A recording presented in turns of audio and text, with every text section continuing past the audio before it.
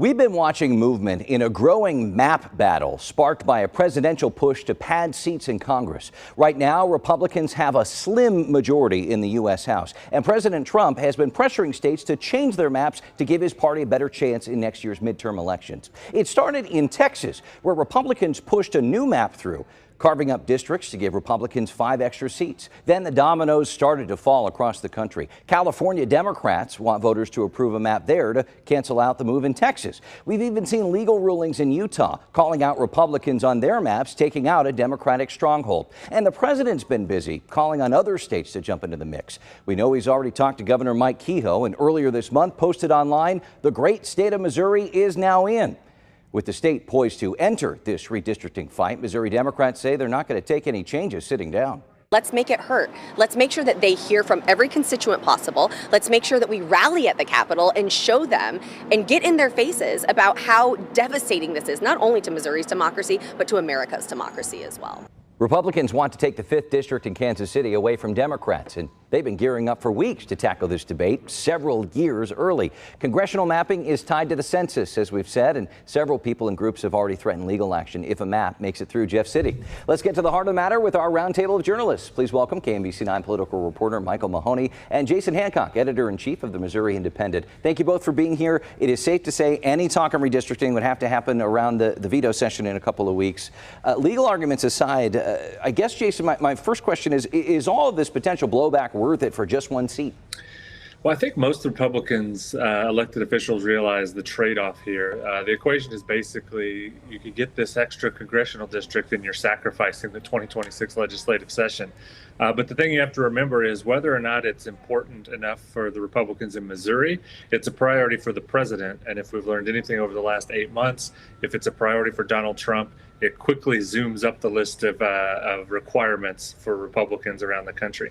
Yeah, that's the take that a lot of Democrats have. If Donald Trump says it, he wants it, something like this is happening. I got to say that this is the political surprise of the year. Nobody saw this happening in Missouri until after the 4th of July, and then this thing has steamrolled since then.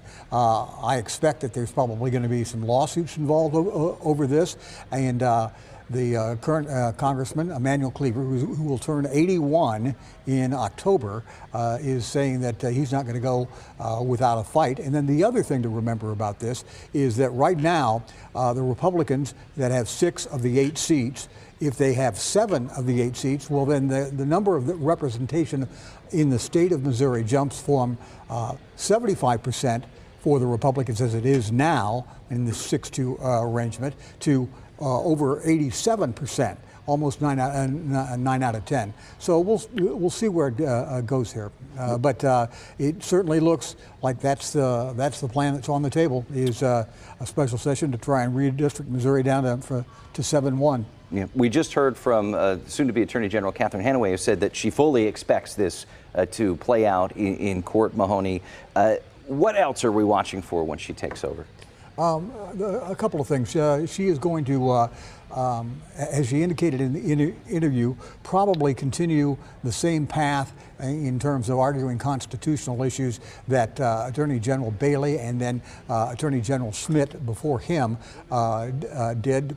They will be vigorous in defending the state's pro-life legislation as it stands. They will also probably be trying to crack down on crime. And then the other thing that she said was she wants some stability.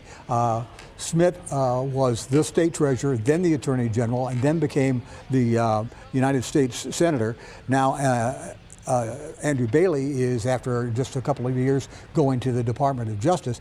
Hanaway says she wants to be in the office and stay in the office for the rest of this full term and then run for re-election. She believes that stability is important. Right. Jason, I do want to touch on this because your paper's been covering this in Cole County. A judge denied a request to freeze private school voucher payments in Missouri, kind of letting tax dollars fund scholarships for now. What's the takeaway here? Well, so the judge did not grant that temporary injunction that the teachers union was asking for. They wanted the judge to freeze it while this lawsuit played out, because these things could take months, if not longer. Then you have appeals. But the judge didn't want to do that, so theoretically, the state treasurer's office is going to be starting to use this taxpayer funding they got from the legislature to subsidize private school tuition, homeschool costs, and things like that, that the teachers union believes is unconstitutional and believes it's outside the law that was drafted that created this Most Scholars Tax Credit scholarship program. So I think you're going to see this continue to obviously play out in the courts, but there comes a point when the money's out the door. I'm not exactly sure. It's not like you can claw that back from families. So I think that was one of the big fears that the teachers unions had with this, was that if the judge didn't intervene, the die might be cast as far as at least this initial tranche of cash. All right, we'll leave it there this week. Jason Hancock, Michael Mahoney, thank you so much.